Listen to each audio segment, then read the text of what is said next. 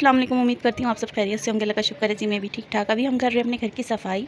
तो मैं गेडली में गई हूँ, तो गेडली में कुछ ऐसा हुआ कि हमारा पुराना डिवाइडर रखा हुआ है वहाँ पर, जिसमें हम एक्स्ट्रा का सामान रखते हैं ना, वो हम साफ़ कर रहे थे। तो वहाँ मैंने क्या देखा, आइए मैं आपको दिखाती हूँ।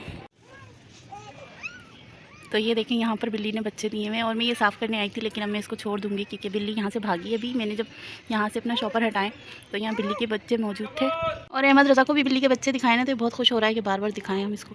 बिल्ली जो है वो वहाँ खड़ी हुई है और डर लग रहा है कहीं पंजा ना मार दे, तो मैं यहाँ वापस आ गई हूँ और अभी मेरे को डिवाइडर की सफाई भी करनी है। बच्चे जो है ना वो ऐसी जगहों पे हाथ नहीं डालते। बच्चों को अगर कहूँ ना तो उनको डर लगता है और कहते हैं नहीं जी बहुत गंदा है, तो अब मेरे को खुद साफ़ करना पड़ेगा वो। अंशरा आ गई है स्कूल से और अंशरा ने देखे हैं बिल्ली के बच्चे, जो वहाँ पर 2 हैं, लेकिन वो वहाँ पर 5 थे। अब अंशरा तो बहुत खुश हो रही हैं। क्यों अंशरा, आप खुश हो रही हो ना बिल्ली के बच्चे देख के? कितने छोटे छोटे से हैं बताओ, कितने छोटे छोटे? इतने छोटे छोटे से हैं। और कलर कैसा है? ब्राउन और ब्राउन है और वाइट है और ब्लैक है। हाँ, 3 कलर। कितने प्यारे प्यारे ना छोटे छोटे। और अब मैं डिवाइडर की सफाई बिल्कुल भी नहीं कर रही क्योंकि वहाँ पर बिल्ली ने दिए हैं बच्चे। पहले बिल्ली अपने बच्चे वहाँ पर से लेके जाए, उसके बाद मम्मी वहाँ की सफाई करेंगी, ठीक है ना? हाँ, तो फिर हम बाद में सफाई करेंगे। अभी हमने वहाँ की सफाई छोड़ दी है और सर्दी का वक्त भी है ना, तो बच्चे छोटे छोटे से हैं उसके। और अंशरा ने बिल्ली के बच्चे कहाँ देखे थे अंशरा, बताएं आप? एक मंसूर था, तो वो जो है ना बिल्ली लेने गया था, चीटे वाली बिल्ली थी और बड़ी हो गई वो।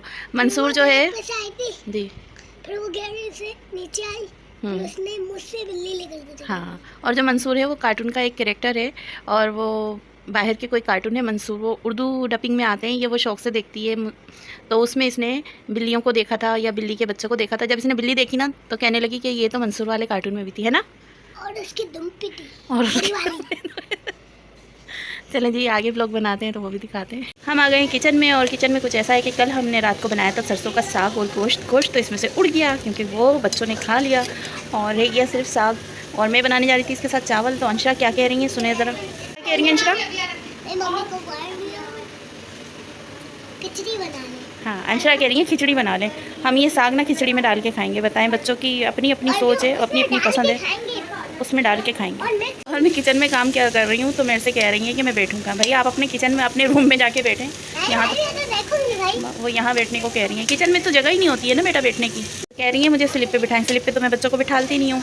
चलें जी, हम खिचड़ी के लिए निकालते हैं चावल और दाल, और ये गर्म हो रही है अच्छी तरीके से। तो हम बनाने जा रहे हैं मूंग की दाल की खिचड़ी। और ये खिचड़ी जो है मैं अम्मी की तरीके से बनाऊंगी। कभी कभी अम्मी बहुत अच्छी बनाती थी, वैसे तो अम्मी हर खाना अच्छा पकाती थी, लेकिन कभी कभी ऐसे मसाले वाली खिचड़ी बनाती थी, तो आज मैं वो बना रही हूँ।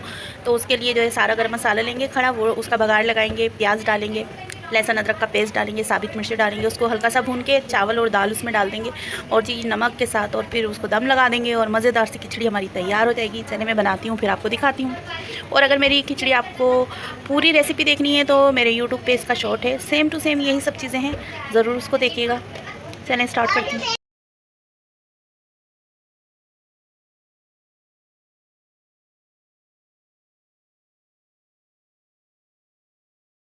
और जी हमारी यम्मी सी खिचड़ी तैयार है। ये मैंने अपनी अम्मी के तरीके से बनाई है, थोड़ी नरम नरम सी खिचड़ी है, खाने में बहुत मज़ा करती है। साथ में मैंने बनाई थी दाल चटनी, ये मैंने कल बना के रखी थी, और काटे के साथ खीरा और मूली, क्योंकि प्याज अभी हम लोग नहीं खा रहे हैं इतनी। तो चलेंगे खाना खाते हैं और इसके बाद जो है आगे का व्लॉग दिखाते हैं।